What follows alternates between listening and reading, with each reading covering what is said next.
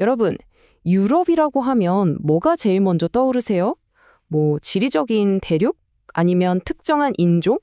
오늘 이 자료에서는요, 바로 그 유럽이라는 개념이 사실은 어떻게 만들어졌고 또 어떻게 계속해서 변해왔는지 그 거대한 아이디어의 실체를 한번 파헤쳐 보려고 합니다. 자, 그럼 아주 근본적인 질문부터 한번 시작해 볼까요? 도대체 뭘 기준으로 어떤 사람을 유럽인이라고 부를 수 있을까요? 우리가 보통 생각하는 것들 있잖아요. 과연 그게 정답일까요? 보통 많은 분들이 유럽인 하면 백인, 기독교, 아니면 뭐 정해진 지리적 경계 이런 걸 떠올리실 거예요. 근데요, 지금 보시는 것처럼 역사를 쭉 되돌아보면요, 이런 기준들은 사실 계속해서 바뀌어 왔고요. 유럽 정체성의 핵심이라고 말하기엔 좀 무리가 있습니다. 그래서 역사가 로더릭 비트는 이런 말을 했습니다. 유럽인이라는 정체성은 혈통이나 종교가 아니라 그냥 이 땅을 자기 집으로 삼은 모든 사람들을 포용하는 개념이라는 거죠. 자, 이 포용적인 관점을 머릿속에 딱 넣어두시고 유럽이라는 아이디어가 맨 처음 어떻게 생겨났는지 그 시작점으로 한번 거슬러 올라가 보시죠. 아니, 그럼 이 유럽이라는 아이디어는 대체 어디서부터 시작된 걸까요? 되게 놀라운데요. 그 시작이 바로 적과의 싸움, 아주 거대한 갈등 속에서 태어났다는 겁니다. 처음엔 정말 단순했어요. 고대 그리스 사람들한테 유럽은 그냥 자기들이 사는 땅? 딱 그 정도 의미였어요. 뭐 아시아나 아프리카처럼 그냥 지리적인 이름이었던 거죠. 그런데 바로 그때 역사상 가장 거대한 제국이었던 페르시아가 아시아에서 유럽으로 쳐들어옵니다. 바로 이 사건이 그냥 지리적인 이름에 불과했던 유럽을 완전히 다른 정치적인 개념으로 바꿔놓는 결정적인 계기가 됩니다. 자, 여기서 지정학적 개념이라는 말이 되게 중요해지는데요. 이게 뭐냐면요, 그냥 땅을 나누는 지도를 그리는 게 아니에요. 그 지도 위에 우리 편과 저쪽 편이라는 선을 쫙 긋고 거기에 정치적인 의미를 확 불어넣는 거죠. 바로 이 생각, 여기서 모든 게 시작된 겁니다. 이때 역사가 헤로도토스가 정말 결정적인 역할을 해요. 이 사람이 페르시아 전쟁을 그냥 나라끼리 싸우는 걸로 보지 않고 아시아 대 유럽이라는 거대한 문명 전체의 충돌로 그려낸 거죠. 바로 이 순간 유럽은 그냥 땅이 아니라 외부의 적에 맞서 싸우는 하나의 공동체라는 아이디어로 다시 태어난 겁니다. 자, 이렇게 적에 맞서면서 탄생한 유럽이라는 아이디어. 이게 로마 제국 시대로 넘어오면서 완전히 새로운 국면을 맞이하게 됩니다. 로마가 유럽에 진짜 전례 없는 통일을 가져왔거든요. 근데 참 아이러니하게도 그 위대한 업적은 다시는 반복될 수가 없었습니다. 지금 이 타임라인 한번 보세요. 차이가 확 느껴지시죠? 무려 500년 동안 이어진 로마의 통일. 이 긴 선 옆에 샤를마뉴나 나폴레옹, 히틀러 같은 사람들이 유럽을 통일하려고 했던 시도들을 보세요. 얼마나 짧고 허무하게 끝났는지. 그냥 점 몇 개 찍고 끝난 수준이었던 거죠. 아니, 왜 그랬을까요? 도대체 왜 아무도 로마처럼 유럽을 다시 하나로 만들지 못했을까요? 이 질문 안에 유럽 역사의 아주 핵심적인 모순이 숨어 있습니다.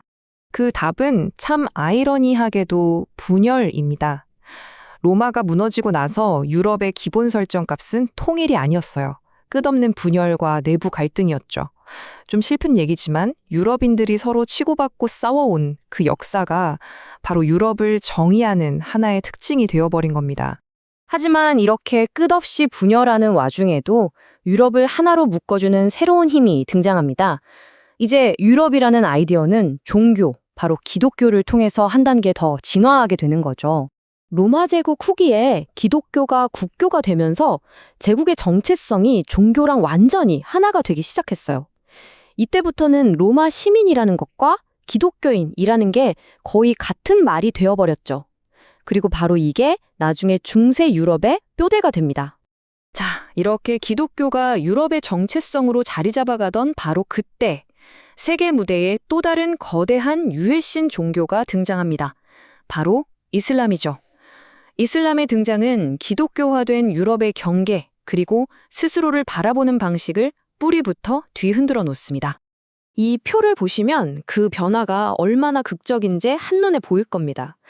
예전에는 우리는 문명화된 로마인, 너희는 야만인, 이런 정치적인 구도였잖아요. 이게 싹 사라지고 우리 기독교 세계, 대 저쪽 이슬람 세계라는 종교적인 대립 구도가 유럽을 정의하는 새로운 기준이 되어버린 거죠. 그리고 이 종교적인 대립은 그냥 생각에만 머문 게 아니었어요. 진짜로 국경선을 바꿔버렸습니다. 가장 상징적인 사건이 바로 스페인의 레콘키스타, 우리말로 하면 국토 회복 운동이죠. 이베리아 반도에서 이슬람 세력을 몰아낸 이 기나긴 전쟁은요, 단순히 지도만 바꾼 게 아니었습니다. 종교적인 순수성을 강조하면서 훨씬 더 배타적인 그런 유럽이라는 정체성을 만들어내는 계기가 됐어요. 자, 이제 시간을 훌쩍 뛰어넘어 볼게요. 수많은 전쟁과 혁명 또 사상의 변화를 거쳐서 바로 오늘날로 와보겠습니다. 고대 그리스에서 시작해서 로마와 기독교 시대를 거쳐온 이 유럽이라는 아이디어. 과연 지금 우리 시대에는 어떤 의미를 가질까요? 이 질문, 오늘날에도 여전히 논란이 많은 유럽의 동쪽 경계를 딱 집어내는 질문입니다. 특히 러시아의 애매한 위치를 말하는 거죠. 여러분, 유럽은 과연 어디까지일까요? 이걸 보시면 러시아가 역사적으로 유럽이랑 어떤 관계를 맺어왔는지 그 애증의 관계가 잘 보입니다. 표트르 대제처럼 유럽이 너무 좋아서 서쪽을 바라보던 때가 있었는가 하면 수도를 모스크바로 옮긴 소련처럼 아예 유럽에 등을 돌리고 우리는 너희랑 달라 하던 때도 있었죠. 유럽이 되고 싶다는 마음과 유럽에 맞서고 싶다는 마음, 이 양극단을 오가는 줄다리기가 지금도 러시아의 정체성을 규정하고 있는 겁니다. 지금 벌어지고 있는 우크라이나 전쟁도 바로 이 맥락에서 봐야 이해가 됩니다. 유럽의 동쪽 경계는 어디인가? 이걸 두고 수세기 동안 싸워온 그 투쟁의 가장 최신 버전, 가장 폭력적인 버전이라고 할 수 있겠죠. 그렇다면 말이죠. 피와 종교, 지리의 시대를 다 지나온 오늘날 유럽 사람들은 스스로를 뭘로 정의할까요? 자료를 보면 그 답은 더 이상 혈통이나 종교가 아니라고 합니다. 그건 바로 함께 공유해온 역사 위에 세워진 민주주의, 인권, 그리고 이 모든 걸 단단하게 바치고 있는 기둥, 바로 법의 지배라는 가치라는 거죠. 이 인용구가 지금 유럽이 처한 상황을 정말 한마디로 보여주는 것 같아요. 한쪽에서는 러시아가 정복하려고 하고 다른 한쪽에서는 미국이 경제적으로 사들이려고 하고 이 두 강대국의 야망 사이에 끼어 있는 게 바로 지금 유럽의 현실이라는 겁니다. 자, 마지막으로 이 질문을 던지면서 마무리하겠습니다. 수천 년에 걸쳐 만들어진 이토록 오래되고 복잡하고 또 다양한 유럽이라는 아이디어. 과연 초강대국들이 힘겨루기를 하는 이 새로운 세상에서 하나의 목소리를 내고 살아남을 수 있을까요?